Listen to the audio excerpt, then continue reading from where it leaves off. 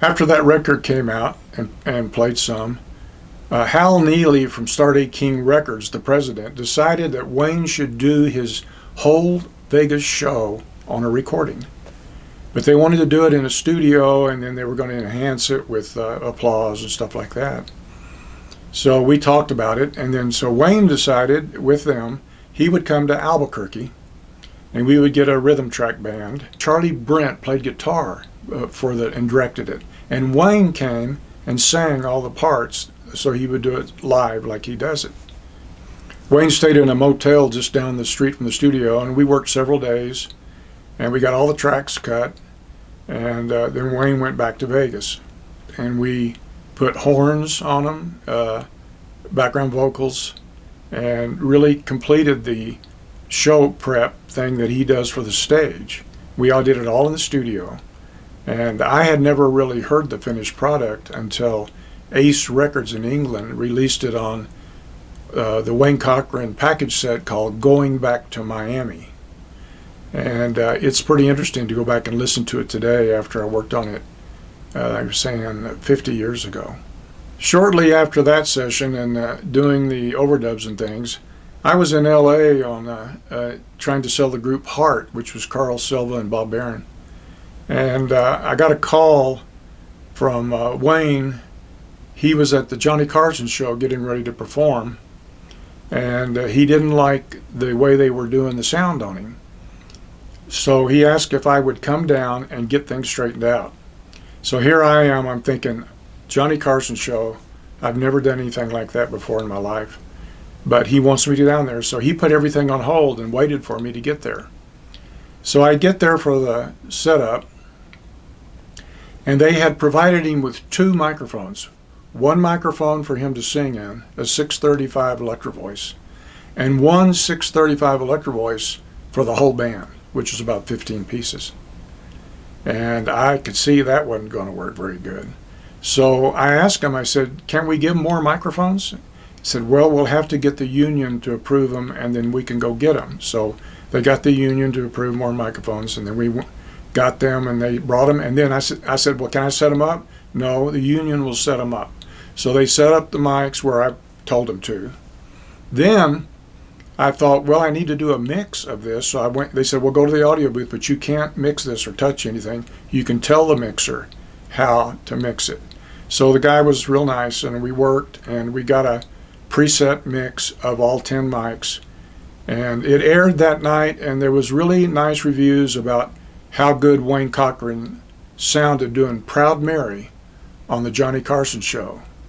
That night, the Johnny Carson show was being handled by Bill Cosby, but it was a big point in my life to get to go there and do sound for Wayne.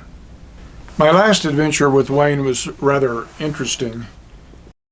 Wayne was friends with a lot of people. He was a pretty important act in Vegas at that time. And in the 80s, he's one of the top acts there.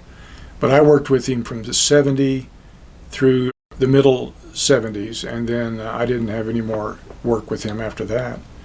But he was visiting with Ann Margaret and her husband. They were making a movie called C.C. and Company with Joe Namath. They thought it would be great if Wayne Cochran and the C.C. writers did the soundtrack for the movie, and they would let him be in a scene in the movie. So he talked to Stardate King Records, and they said, hey, that sounds great. What do you need to do? And he said, well, I want to take my band to Cincinnati and record them in the King Record Studio where James Brown records. I want to go there and take the whole band. So they chartered an airplane for his band. He had about 17 or 18 people total. Chartered a plane. They took him to Cincinnati. Charlie, Brent, and Wayne wrote most of the songs, and Charlie arranged all of them. Charlie was a great arranger. So I got there, and they had laid down basic tracks, and at that point, it's like nobody knew exactly what to do next. So they decided that I would be the coordinating producer for the project, and I would try to do what is necessary, finish it, and get it mixed and mastered. So Charlie Brent came there and joined me, and we had some string arrangements we put on, and We used the Cincinnati Symphony to do that, and we had the Hells Angels there recording the sounds from motorcycles and things for the soundtrack, and it was quite an experience to be there. And the guy I was working with, who was the head engineer at King Records, was Dave Harrison. He eventually became known worldwide for his design of the Harrison audio consoles. And it was really stunning for me to see him go from what he was doing when I met him to where he ended up. And unfortunately, he died of cancer at about 40 years old. So anyway, we got the thing mixed, mastered, put out. The album was called Bitch of a World.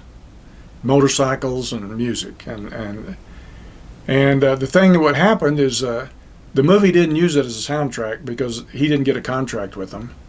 And then he didn't have a contract with Starday King, so he was free to move on to Columbia Records based on the album we did called Bitch of a World. So at that point, he went on to his other things and played into the 80s, and then eventually he decided to go back to Florida and get into the ministry and tell people about life. And it was a really bumpy ride and crazy thing with Wayne, but I liked him and I enjoyed knowing that I worked with him. That's the whole Wayne Cochran story.